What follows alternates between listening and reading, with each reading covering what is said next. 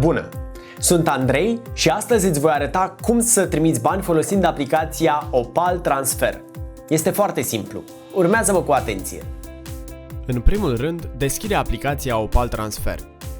Accesează secțiunea Transfer în partea de jos a ecranului. Atinge butonul Adaugă destinatar. Alege cui vrei să trimiți bani, ție, unei alte persoane sau unei companii. Să zicem că alegi o altă persoană.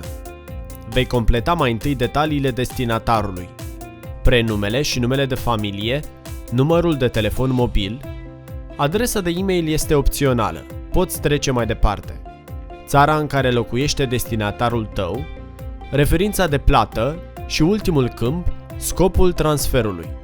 De exemplu, o factură pe care dorești să o plătești sau o plată legată de afaceri, ajutor de familie sau orice alt scop. Atinge butonul pentru a continua. Pe cel de-al doilea ecran va trebui să completezi câmpul referință. Acesta reprezintă detaliile care vor fi vizibile pentru destinatar. Alege suma și moneda dorită. Dacă ai un cod promoțional, super! Poți folosi acest cod pentru a primi o reducere. Atinge butonul de confirmare. Acum poți alege metoda de plată, prin transfer bancar sau cu card de debit. Dacă alegi opțiunea transfer bancar, trebuie doar să atingi butonul Plătește acum și gata, banii sunt deja în drum spre destinatar. Dacă alegi să plătești cu cardul de debit, va trebui să completezi detaliile cardului tău.